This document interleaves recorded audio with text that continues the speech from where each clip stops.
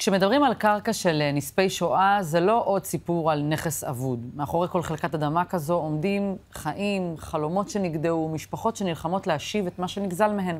אחד מהסיפורים האלה הגיעו לאייל טדי הראל, שמאי מקרקעין בחברת טדי שמאות וניהול, ובלב שלם, עם מחויבות אמיתית לצדק, הוא הצליח להחזיר למשפחה את מה שכמעט ונעלם. אייל, שלום. שלום וברכה. אז בוא, קח אותנו להתחלה, מה היה שם? מקרה מאוד מעניין. חברה לאיתור והשבה של נכסי נספי השואה הצליחה לאתר קרקעות בצפון הארץ של נספי שואה שרכש את הקרקעות בשנות ה-20 לפני קום המדינה. ואיתר גם את היורשים של בעלי הקרקע שנספו בשואה.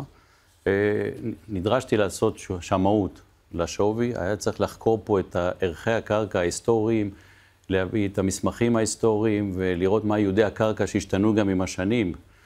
וכל קרקע על הייעוד שונה, וכבר נבנו שכונות מגורים ובאזורי תעשייה, והצלחנו להגיע להערכת שווי של 10 מיליון שקל, וואו. כאשר ההצעה שהם קיבלו בתחילת הדרך הייתה הרבה יותר נמוכה מהגוף שאמור לשלם להם את זה.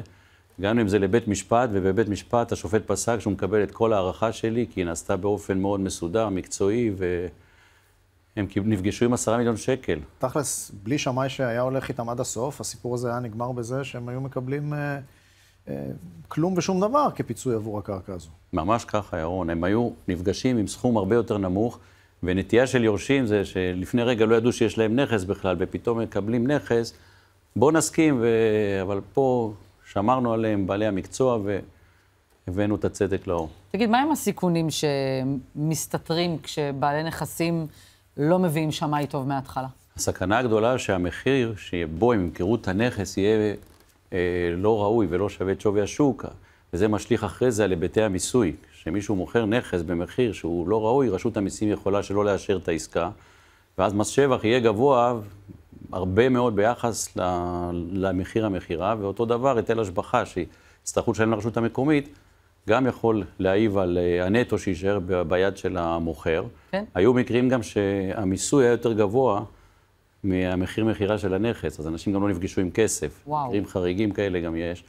וחשוב שיעשו בדיקה יסודית לרישוי, מצב משפטי, שיראו מה יש להם ביד, שיראו מה הנכס יש להם ביד. כן, צריך להסביר בעצם שברשות המיסים, כשהאדם מוכר נכס מקרקעין, בעצם רואה בנכס, בכל מקרה, כאילו הוא נמכר בשווי השוק שלו, ולאו דווקא בתמורה החוזית. אם בן אדם מנסה להוכיח, או בן אדם שמוכר בסכום שהוא נמוך משווי השוק של הנכס, צריך בעצמו להוכיח ששווי השוק לא יותר גבוה, או צריך בעצם להוכיח מה הסיבה לזה. כן, הוא יצטרך להתמודד מול רשות המיסים, ולהביא עוד פעם שמאי שיוכיח שהשווי שהוא מכר, וזה לא תמיד אפשרי. יש לי אגב דוגמה של יורשים מאוד מעניינת. אח ואחות ירשו נכס מגרש בראשון לציון, וביקשו למכור אותו ב-4.2, הרגישו שזו תמורה הוגנת, כי שנה קודם קיבלו להם מחיר קצת יותר נמוך, והגיעו לעורך דין לעשות חוזה. העורך דין חייב אותם לקחת שמאי. בדיקת שמאי. כן, אמר, תעשו בדיקת שמאי, תראו שאין חובות בעירייה, תראו שאין היטל השבחה, תראו שהמחיר ראוי. ערכתי בדיקה, כבר בביקור בעירייה גיליתי שיש חוב של כ-600,000 שקל היטלי פיתוח שהמוריש לא שילם.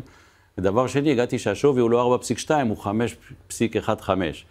הם יצאו... בדיוק ההפרש אבל. העסקה התבטלה, הם יצאו לשוק שוב, וקיבלו בסופו של יום יותר מהשמאות קצת, 5.3 מיליון שקל. זאת אומרת, קיבלו מעל מיליון שקל ככה בקלות. הרבה מאוד כסף, הרגשה טובה לי ולהם. אז נגעת בזה קצת, אבל זה נכון ששמאות יכולה גם להפחית מיסים על הירושה?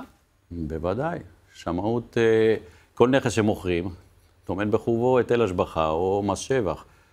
שמאי תפקידו להפחית את המיסוי הזה, יכול להפחית. צריך להראות יכולת, יצירתיות, ועם התמודדות מול הגופים הרלוונטיים, אנחנו יודעים גם להפחית, וככה שהיורש פוגש נטו יותר גדול.